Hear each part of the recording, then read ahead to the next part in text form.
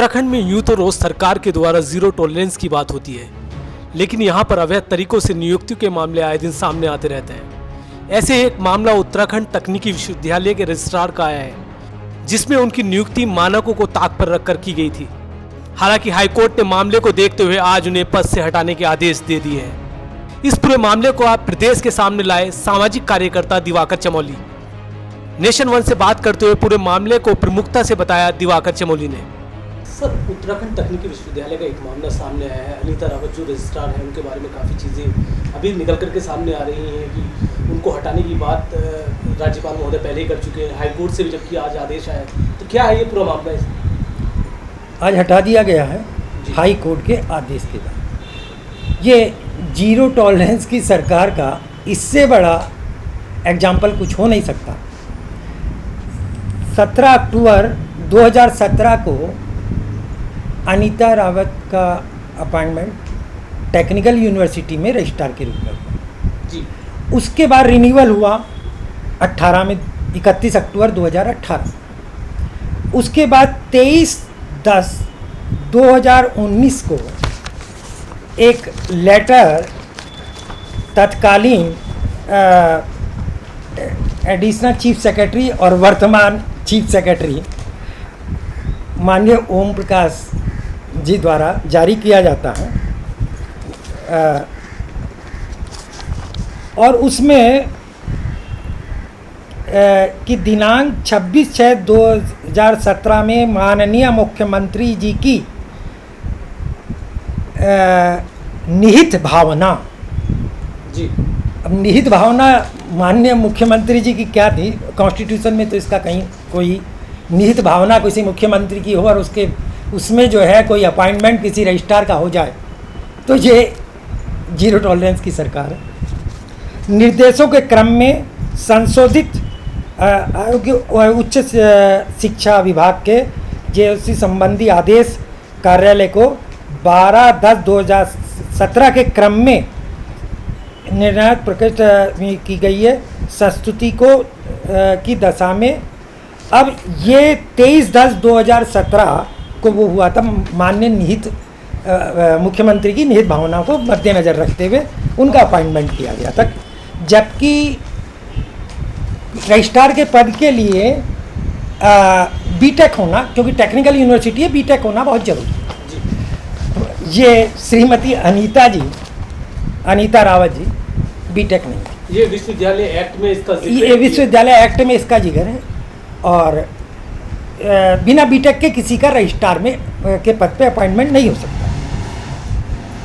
After that हम लोग, मैं इस बात को लेके हाँ, इन बिटवीन ये माननीय, क्योंकि गवर्नर जो हैं वो किसी भी विश्वविद्यालय की उनके अंडर में सब विश्वविद्यालय जितने जो होते हैं उनके अंडर में सब विश्वविद्यालय जहाँ वाइस चांसलर हैं, वहाँ चांसलर जो है गवर्नर, बिल्कुल इंटरफेयर गवर्नर का होता। उन्होंने एक आदेश जब उनके सामने ये वो गया, तो गवर्नर महोदया ने एक माननीय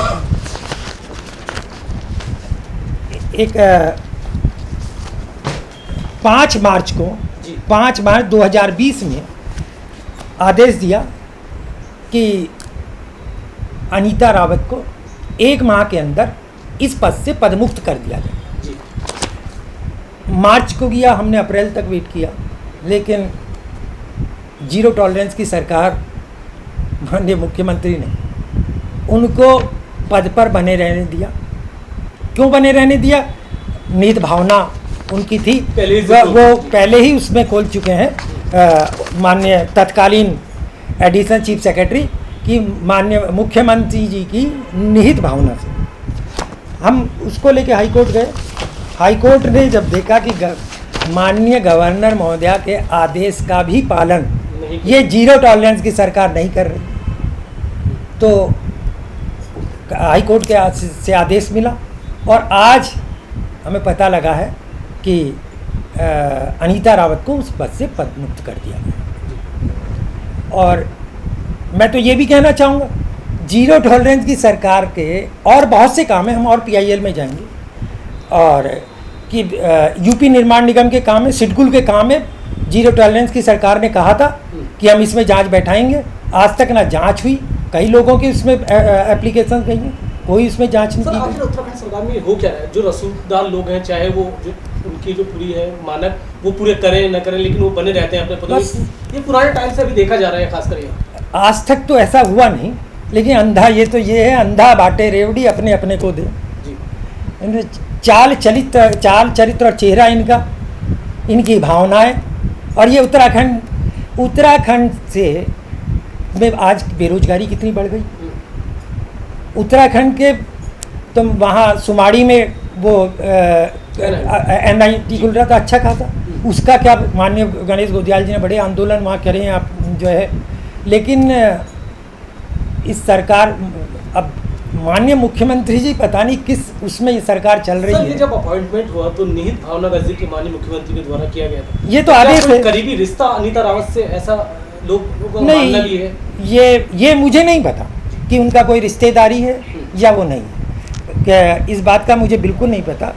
लेकिन हाँ, ये तो अनीता रावत नहीं होती, अनीता कोई चमोली होती तब भी मैं पीआईएल में जाता। जिसका अधिकार, जिसको जो क्वालिफाई नहीं कर रहा है, तो उसको कोई भी मुख्यमंत्री, चाहे मेरे किसी रिश्तेदार को, मैं उसके खिलाफ भी जाता। अपॉइंटमेंट गलत है तो गलत है।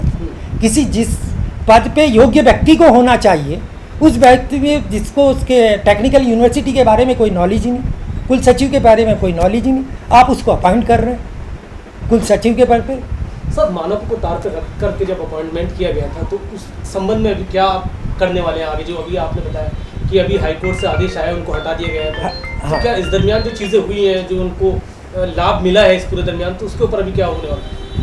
अब ये तो ये डिसाइड करेंगे कि क्या होगा, नहीं तो उसके खिलाफ भी हम जाएंगे कि जिस अयोग्यता के होते हुए, जब उनमें योग्यता नहीं थी और उसके बाद उनको अपॉइंट किया गया, तो उस बीच में जो उनको जो है आर्थिक नुकसान, जनता का पैसा है ना, मुख्यमंत्री जी का अपना जेब का पैसा नहीं है, आम आदमी का पैसा, हमारा और आपका टैक्स का पैसा है। हर आदमी अगर इनकम टैक्स नहीं दे रहा है ना, किसी रीति न किसी रूप में वो टैक्स दे रहा है। अगर आप कोई भी चीज़ बाजार से खरीद रहे हैं तो उसमें टैक्स दे रहा है, जनता का पैसा है। जनता के पैसे को आप ऐसे दुरुपयोग नहीं कर सकते। सर, पिछले कुछ समय से ऐसा नहीं लग रहा कि जिस सरकार को हाईकोर्ट चला रहा है, जो कोई भी मामला सरकार का आता है, तो चाहे सरकार के अपने नौकरशाह हों या दूसरे लोग, वो तुरंत हाईकोर्ट के तरफ चले जाते हैं? असल में न्यायपालिका पे आम आदमी का विश्वास है, और ये सौभाग्य है हमारा वर्तमान में भी कि उत्तराखंड में जो जजेज बैठे हैं वो बड़े काबिल जज बैठे हैं, और जनभावनाओं को भी समझते हैं कि उत्तराखंड को क्या चाहिए, ये भी वो समझते हैं। तो मैं ऐसे जजेस को सैल्यूट करता हूँ, ऐसी न्यायपालिका को सैल्यूट करता हूँ जो उत्तराखंड में, और ये उत्तराखंड वासियों का भी सौभाग्य है कि उत्तराखंड में हाई कोर्ट में ऐसे काबिल जज बैठे।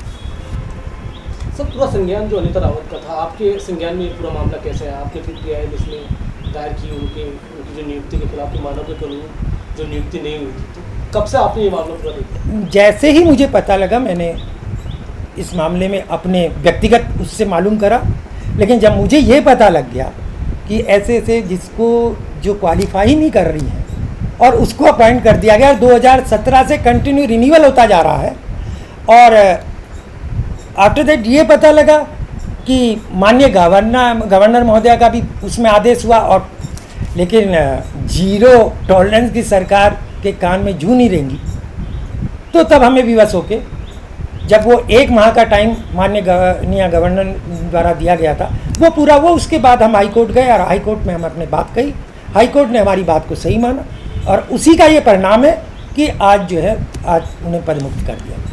नेशन वन की खबरों के अपडेट के लिए आप हमारे चैनल को लाइक करें, सब्सक्राइब करें, पसंद आई वीडियो को शेयर करना ना भूलें, और ज़्यादा जानकारी के लिए लॉग इन करें www.nation1.tv पर। अधिक जानकारी के लिए आप हमें ट्विटर, फेसबुक पर भी फॉलो कर सकते हैं। तो खबरों की ज़्यादा जानकारी के लिए बने रहें नेशन वन के साथ।